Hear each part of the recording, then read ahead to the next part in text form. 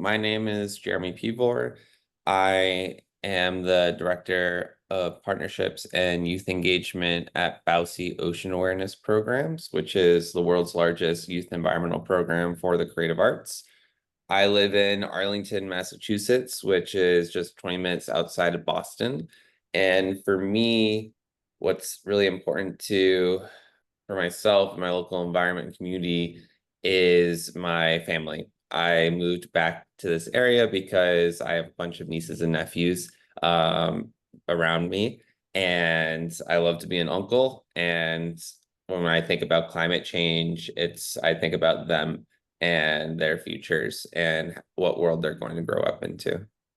Just after college, I had the experience to go live in Indonesia, and I was doing ocean conservation work there. And I saw firsthand in some of the islands where I was scuba diving how climate change was impacting coral reefs and thus the fisheries and the people who relied on those fisheries in those areas. And that was back in 2014. So we're talking about a decade ago. Since then, I did a lot of work in activism with the UN climate change negotiations, both in South Africa, but also the famous Paris negotiations in 2015, where I met people from all around the world who are impacted by climate change, but really want to do something about it, trying to raise their voices and speak for their communities as well. But for myself in my local community, I didn't really start seeing the effects of climate change until 2017 when I was living in the Bay Area, which is San Francisco, Berkeley, Oakland, California, when I was doing graduate school there. And in 2017, there were massive wildfires that basically destroyed an entire community just south of where I was. And I had training as an EMT. I was an EMT for 8 years at that point. And so I went down and helped at the local shelters and to help people who were displaced and people who had medical conditions that they needed caring for. And I listened to their stories, and just to hear not just the displacement factor, but the loss of just everything they had in their homes because of these wildfires that are now becoming more prevalent with climate change. It was a stark reality and an awakening of what we're dealing with. And that was 7 years ago now. And so thinking about today, we see climate change, all around us. And the New England area, I was used to winters that had tons of feet of snow, and we'd go sledding, we'd have snowball fights. And my nieces and nephews are not going to experience that anymore. We don't have that level of snowfall or winters anymore. And for my partner and I want my kid to also be able to experience those things that I experienced as a child. But I know with climate change that we're getting warmer winters, and also the summers are becoming, very hot. As I do this right now and speak to you all right now, we're currently under a heat advisory in the Boston area. And so it's directly having an impact on all the people I care about in my life, which is why I continue to try to take action to address it. An important part of my story is also, since I was 12 years old in 2004, I've lived with cancer, and I've gone through multiple recurrences with that.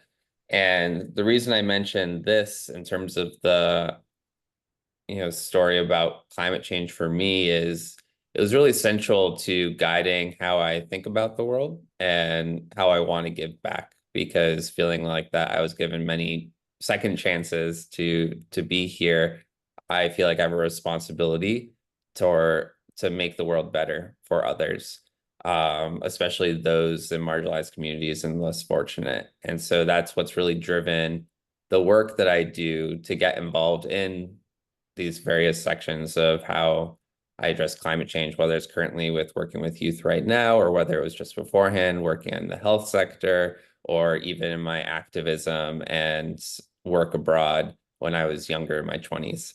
But that's been kind of a central guiding feature for how I try to make change in the world, is because I feel there's some responsibility I have to give back because I've been given so much. So realizing the impacts of climate change, I wanted to take action, but I also, especially after those 2017 fires in California, realized the impact of climate change has on people's health. And so I wanted to get involved in that space, not just because it impacts people's health, but I saw that as a leverage point for people who might not really care about climate change to start caring about it. And there's a field called planetary health, which is how global environmental change impacts human health. That is relatively new, but after I finished my master's, I joined the Planetary Health Alliance at Harvard University, where I was trying to bring together global coalitions around the world to build this field, but also really try to address the problem in local communities, governments, businesses, and linking this human health factor to not just climate change, but biodiversity shifts, pollution, because all of it's in the end connected. And I enjoyed that work, but I also saw that what really moved people was the humanities, the arts that I saw in my daily programs. And so I had the opportunity to join Bausi Ocean Awareness programs. And I took up that opportunity because I think, one, the arts are really the way to change people's minds and emotions, but also youth are the solution to the answer. And I am so fortunate to be able to work with youth from around the world who are passionate about these issues, but create amazing art, do amazing projects that reach other people as well. And so the multiplier effect of that has been amazing to see. And so I hope to continue with the fellowship program that I direct at the Bausi um, organization that provides funding for youth around the world to do projects in local communities, but through creative arts lens, and hope to continue to build these partnerships with other organizations around the world who want to get youth more involved in their activities and also bring arts, the creative arts element into it. It's not just visual arts, it's music, poetry, creative writing, etc., that really change people's hearts. And then you can start changing people's minds once the hearts are shifted and people get touched by the work that youth are doing. So my goal is to continue to do that work, and hopefully, my nieces and nephews and my future kids will have a environment where they can really thrive and grow up in.